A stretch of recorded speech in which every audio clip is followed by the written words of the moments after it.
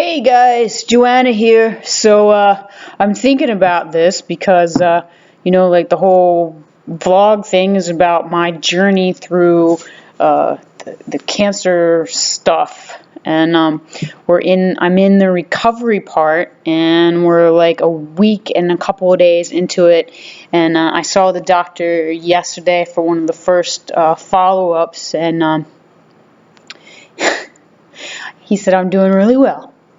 So I'm very happy about that.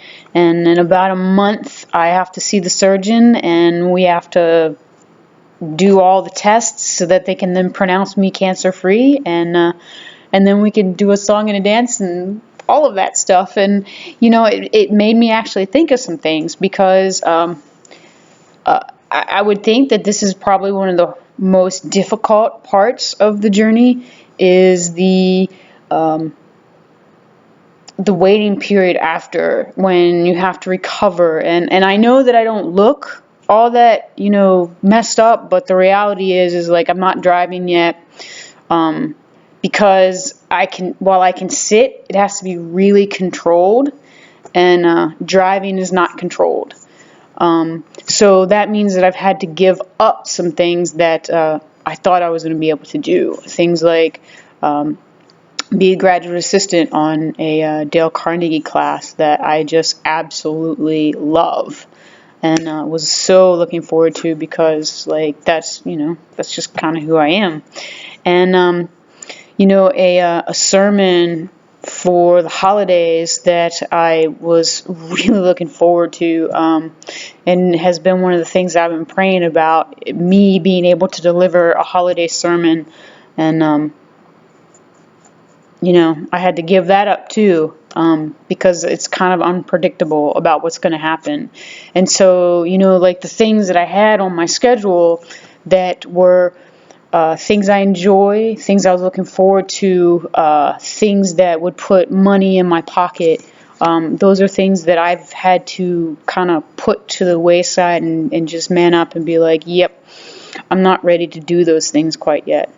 And the doc was like, hey, it's going to be about a month. And I'm like, what am I going to do for a month, before I can, start to do whatever the next thing is. And so that actually makes me think about this. So anytime any of us are going through something, like for most people, progress is what creates happiness. And I'm an extraordinarily ambitious person. I have been since I was a little kid. I like to do things. I like to accomplish things. And when I'm not accomplishing things, it kind of messes with my head, because then I have all this free time. And here's one of the things that I've noticed. Okay, so a benefit of meditation is that I don't normally get in my head, because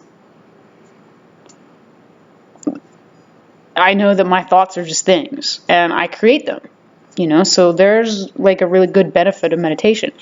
And also that the things that I do in my life are meditations, because I practice mindfulness and I practice presence in my life.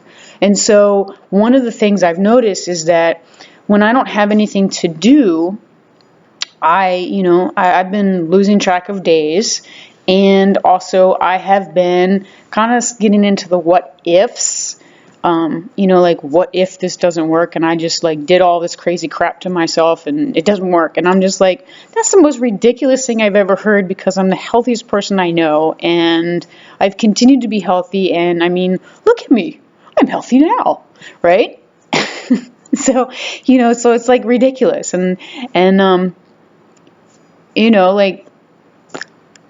that's not the place I need to be going in my head, right? The place I need to be going is what's next. So when I get my, hey, you got the clean bill of health, let's go, what am I going to do? It was like, oh, yes, that's what I need to be doing. So that leads, all of that is leading me to say this. No matter what is going on, there's three things, if you could just really practice them. One is meditation, because meditation teaches you that your thoughts are just things. Number 2 is mindfulness and presence. Like being fully present with what you're doing. It takes time to get there and it's completely doable. And the third thing is like when you don't have anything to do, don't allow yourself to get bored. So here's what I've been doing to not let myself get bored. So yesterday I called my barber because I knew I would normally go in and see her like every 4 to 6 weeks, and my hair was just getting out of control. So I asked her, would you please come to my house and do a house visit? And she came out and she did a house visit, and I got nice clean hair. So it was like, okay, so I couldn't do what I wanted to do. Let's create something else that I want to do. And then I picked up the phone and I told some of my friends, like, okay, here's the situation. The situation is I still can't drive myself.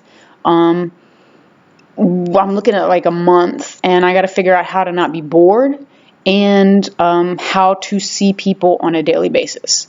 And like I'm working that out. So people are coming over. And, I got things that I can look forward to every day.